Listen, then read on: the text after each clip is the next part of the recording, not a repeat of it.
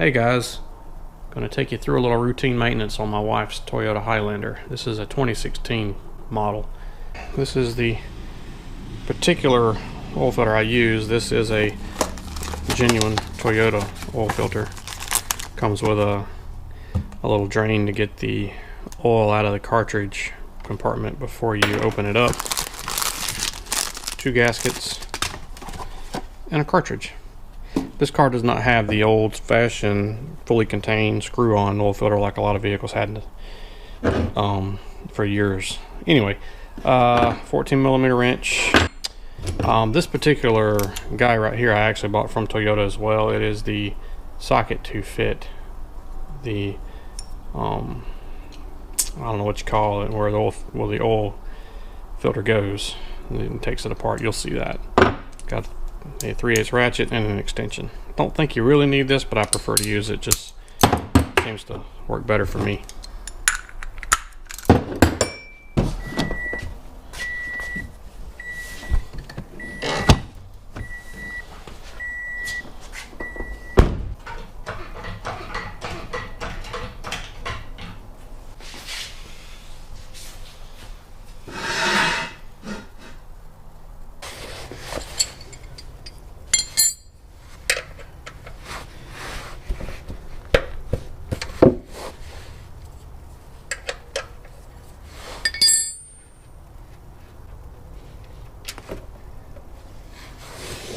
Now, once the oil slows down some from draining here, I usually slide the pan over just a little bit so that I can get it under the oil filter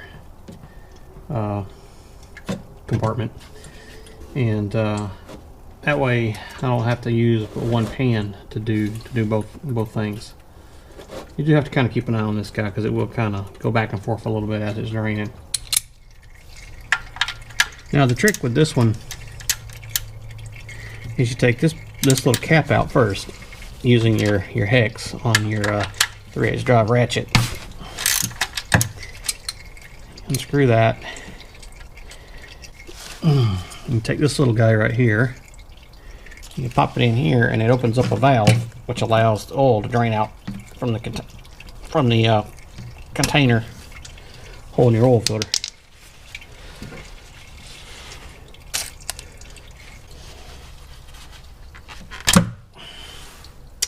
And when you pop this thing out, it usually takes the oil seal with it right here. There's an oil seal that came with. It goes right here. You'll have to. That's one of the seals that's in the kit you get.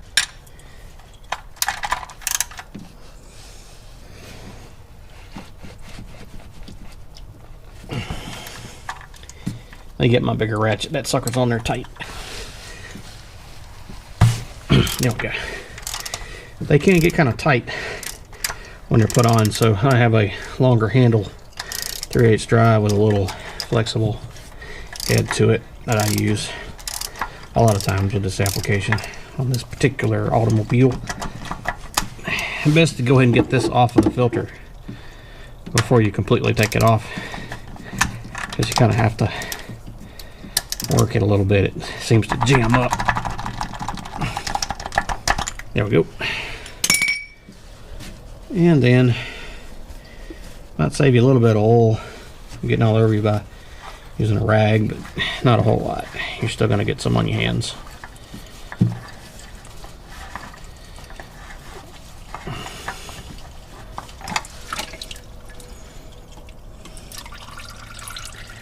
And there's your oil filter. I usually like to wipe off the outside of the cup. I don't know the technical name for this thing, but whatever you want to call it. It's the aluminum thingy with the rubber gasket on it.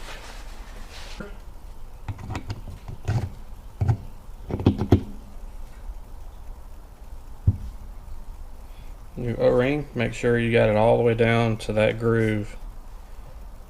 You can see where it's at. Don't accidentally put it here, right here at the end of the threads, because that's not where it belongs. It belongs in the next groove. There's your other O-ring. Goes right there. Make sure it's completely in that seat.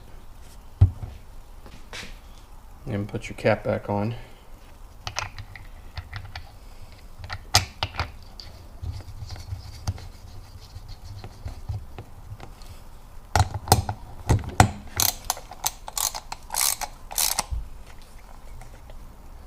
It doesn't have to be stupid tight, so long as you'll feel it when it comes to a stop. A lot of times when I get them on the car, I go back and give it one more extra little, just a little nudge, just so I know it's good. Makes me feel better anyway.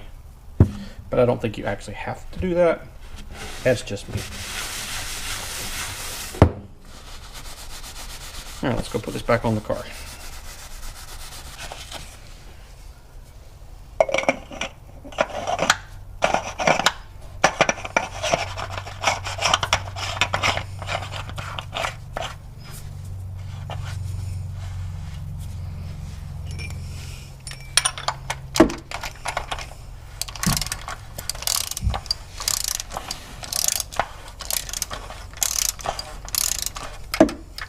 And it comes to a pretty abrupt stop when it gets bottomed out.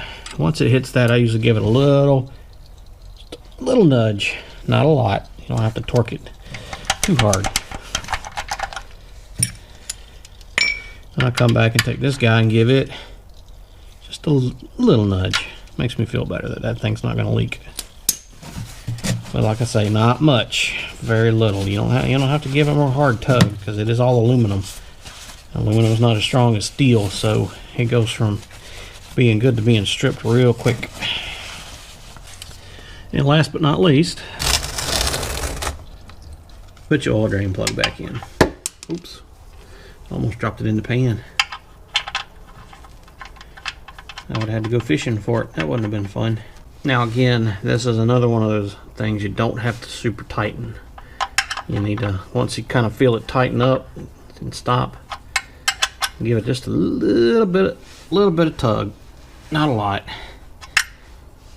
because you don't want to strip that either, because that will get expensive as well. Alright, so that's got that. So as far as the bottom side of the car goes, you're done. Your oil filter's put in, drain plug's back in. All you got to do now is put oil in it.